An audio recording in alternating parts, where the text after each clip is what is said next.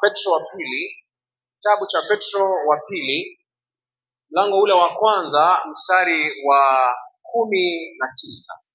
Kitabu cha Petro wa pili, mlango ule wa kwanza mstari wa 19.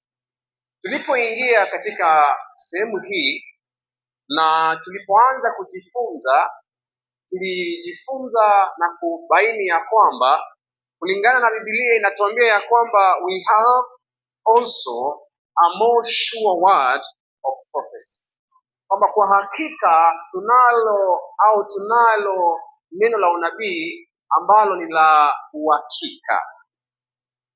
Anaposema neno ambalo lipo sure, ni kumaanisha ya kwamba unapofuatilia neno la unabii hautakuwa katika hali ya kubahatisha katika kutafuta njia ya Bwana na katika kujua tafsiri ya giza ambayo inaikumba ulimwengu wetu.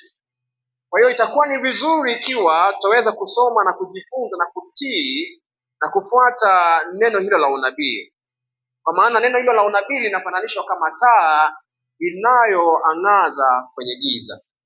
Kwa hiyo hayo ndiyo ambayo tumekuwa tukiangalia, na ninaamini ya kwamba kila mmoja amekuwa akibarikiwa tunapoendelea kujifunza. Tumekuwa tukiangalia ufalme wa Amerika jana tulipokuwa tunajifunza.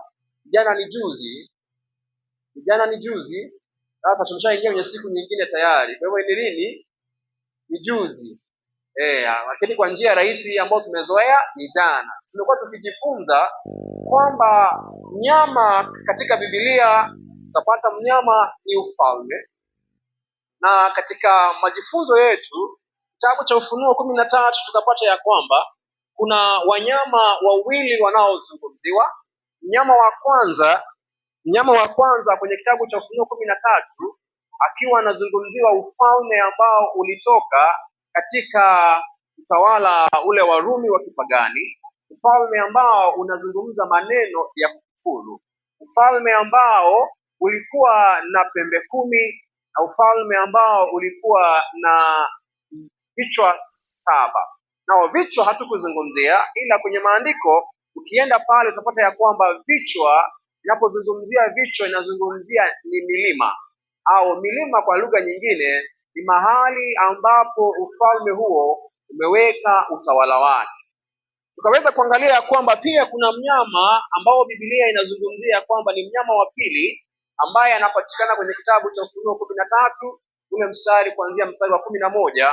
Sasa mnyama huyu wa pili na yule mnyama wa kwanza, wanyama hao wawili ndio ambao wanafanya kazi za giza, au ndio falme ama ndizo utawala ambazo zipo nyuma ya mambo yanayotendeka ya giza, mambo yanayotendeka kwa uwezo wa shetani katika kuandaa ulimwengu huu, wakati ambapo ulimwengu huu unaendelea kujikokota taratibu katika kumaliza historia yake.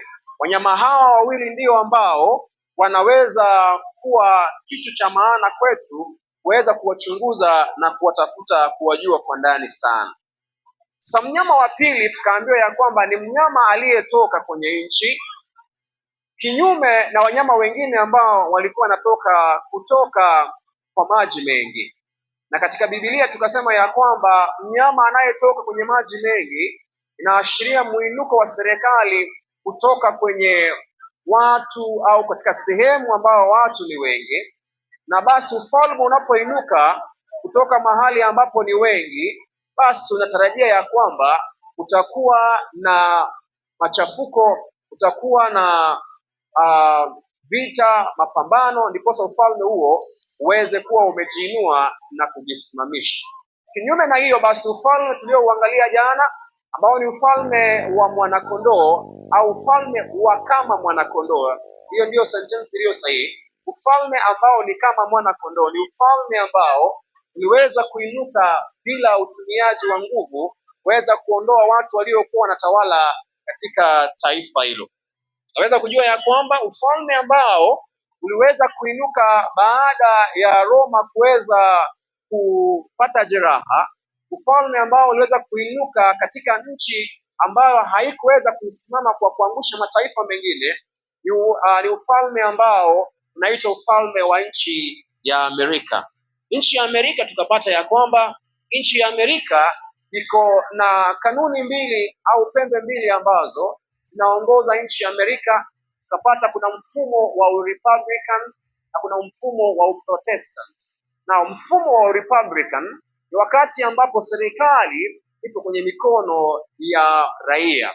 Hiyo ndio sehemu moja ambayo inaongoza nchi ya Amerika, na mfumo mwingine ama kanuni nyingine ya nchi ya Amerika ambao ndio inaofanya Amerika iwe Amerika ni mfumo ya kwamba kuna uhuru wa raia kuwa na dini wanayoitaka, na kwamba hamna uwezekano wowote wa nchi ya Amerika au Congress ya Amerika kupitisha sheria ambayo inaunga mkono upande wowote wa kidini. Kwa hivyo hayo ndiyo ambayo tuliweza kuangalia jana, na tukasema ya kwamba sasa baada ya kusoma hayo, kile ambacho tuliweza kuwa tunaangalia baada ya hapo ni kazi ambayo ufalme huu wa Kiamerika ambao ulianza kama mfano wa mwanakondoo au ufalme wa mwanakondoo utaweza kukuwa na contribution gani katika mwisho wa dunia hii, ama nchi ya Kiamerika itakuwa na mchango gani katika kumaliza historia ya dunia yetu.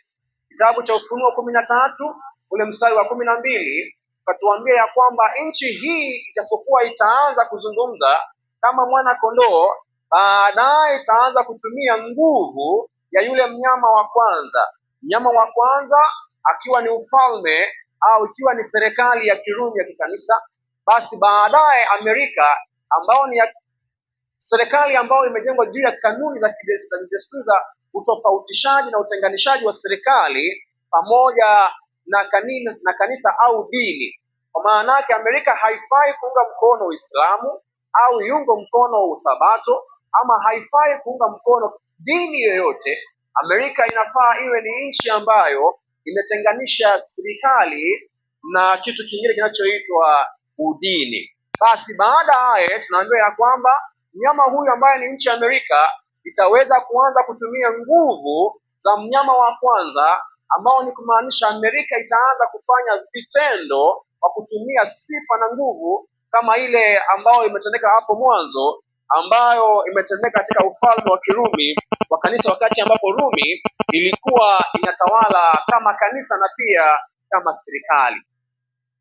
Basi na baada ya hapo tukaambiwa ya kwamba alikuwa na nguvu ya kuweza kufanya kila mtu aishie katika dunia amwabudu yule mnyama wa kwanza.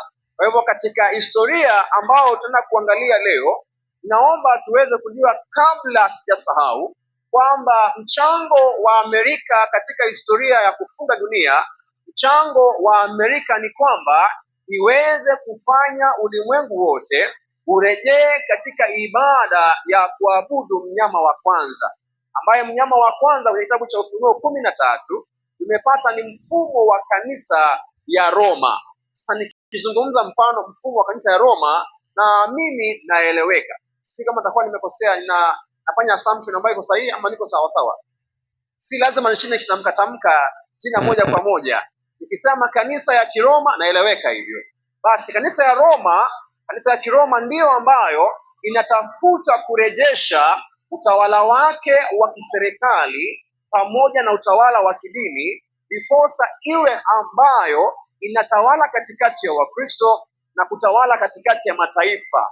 Sasa nchi hiyo ama taifa hiyo ndogo ambao ni taifa la Kiroma, ambaye ni dini na sawasawa pia ni serikali, inatamani kuinuka tena na kutawala dunia kama serikali na kama dini, kwa maana ya kwamba mataifa yote yawe chini ya Roma na makanisa yote yawe chini ya Roma.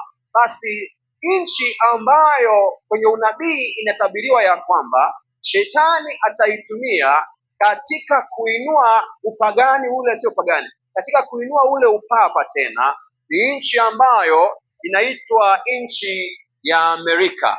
Kwa hivyo ndio maana nabii anasema ya kwamba baadaye akaanza kutumia nguvu za yule mnyama wa kwanza na akawa ananena kama joka. Kwa hivyo Amerika itaanza kufanya vitu ambavyo vinaenda kinyume na tabia yake ya kwanza. Sasa unaposoma kitabu cha Ufunuo 16 kuna kitu fulani mwalimu tuliweza kuangalia, ningelipenda uweze kurudi pale kitabu cha Ufunuo 16. Naomba unisomee ule mstari wa 14, 14, 13 pale. Maandiko yanasema vipi? Basi ndio hiyo. Nikaona, anayezungumza hapa ni mtumishi wa Bwana anayeitwa Yohana, anasema nikaona roho chafu. Kwa hivyo hazikuwa viula, bali roho hizi chafu zilikuwa zinafanana na chura. Basi roho hizi chafu, tunapozungumzia mwalimu roho chafu tunazungumzia nini? Roho za nani hizo? Kwa hivyo roho chafu ni roho za shetani. Anasema roho hizi chafu ambazo ni tatu zilikuwa zinatoka kutoka sehemu ngapi? Sehemu tatu. Sehemu ya kwanza zinatoka kwa kinywa cha joka na kwa kinywa cha yule mnyama na katika kile kinywa cha yule nabii wa nini? Katika umalizaji wa historia ya dunia, shetani atatumia mifumo mingapi mwalimu? Mifumo mingapi? Mfumo wa kwanza ni joka. Katika maandiko tukasema joka anasimamia nini? Sasa ikiwa roho zimezungumziwa hapo ni roho chafu ambazo ni shetani, basi joka hapa anazungumziwa nani?